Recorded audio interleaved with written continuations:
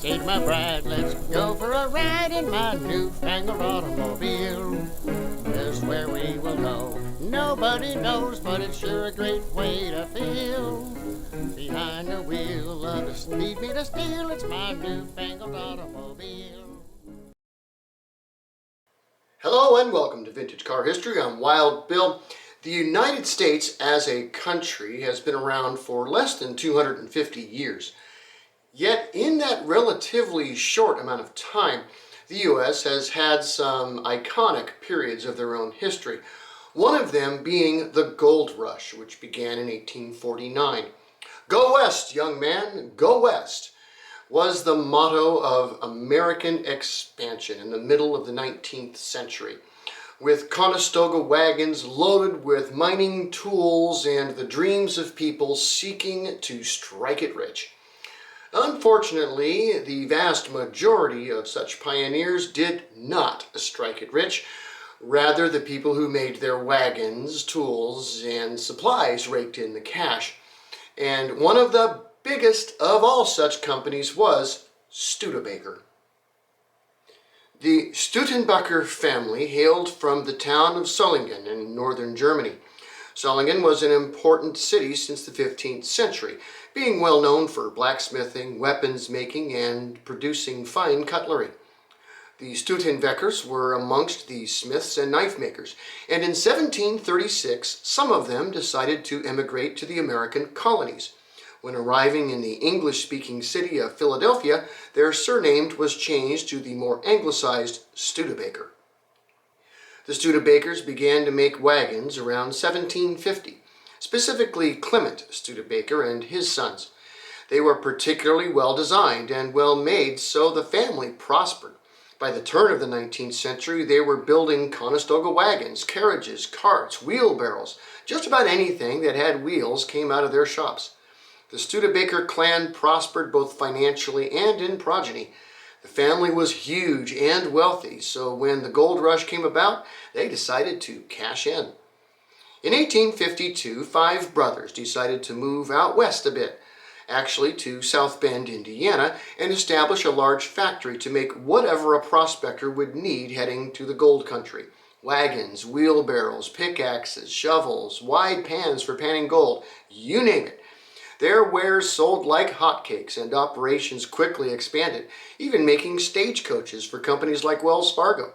When war broke out in 1861, the Studebakers built thousands of wagons for the Union Army, along with gun carriages, swords, buckles, and other militaria.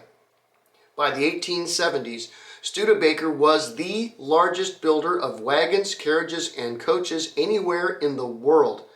Their products were widely popular in the U.S., Canada, and were gaining traction in Europe as well. Their factory in Indiana was massive, and the family owned huge tracts of land for production, forests for the wood, mining operations, and other such industrial necessities. By 1900, the family business was amongst the largest of any kind in the U.S., with the majority of horse-drawn vehicles anywhere in the U.S. and Canada being Studebakers. Since Studebaker was so heavily invested into the horse-drawn vehicle business, it should come as no surprise that they entered the automotive world with a bit of reluctance. The first experiments with cars, electric cars in this case, dates to 1897. The project moved at a rather slow pace, and the first Studebaker electric cars to be offered to the public for sale was in 1902. Yet they were also coach builders and began to make car bodies for other manufacturers, much like the Brewster Company was doing for large luxury car makers. Garford was one of their biggest customers, as was Everett Metzger Flanders, or EMF for short. The electric Studebakers were mostly small runabouts and were modestly successful. They partnered up with Garford in 1904 to produce their first gas-powered car, a twin-cylinder touring car of some 16 horsepower. These cars proved to be much better sellers, though they were still focusing more of their efforts on horse-drawn vehicles. Studebaker's primary customers at that time were farmers, and although large steam-powered traction engines could be found on some American and Canadian farms, they were the exception and not the norm. Most farms were too far from civilization to warrant owning an automobile. the infrastructure to support car ownership just didn't exist yet in rural areas. Yet that situation was slowly changing, and when Henry Ford introduced the Model T, the proverbial writing was on the wall. Studebaker knew that they would need to put more effort into automobile manufacturing. So in 1910, they purchased the Detroit-based EMF company, and in 1911 reorganized it into the Studebaker Corporation. They made touring cars of anywhere from 20 to 40 horsepower, all twin-cylinder at this point, marketing them as either Flanders or Garford cars. By 1913, those names were dropped, and all cars from their factory were now just Studebakers. At about this time, their Detroit facility was producing about as many cars a year as their wagon works in South Bend, well over 50,000 vehicles each. In Detroit, Studebaker was now making 4- and 6-cylinder cars of significant quality.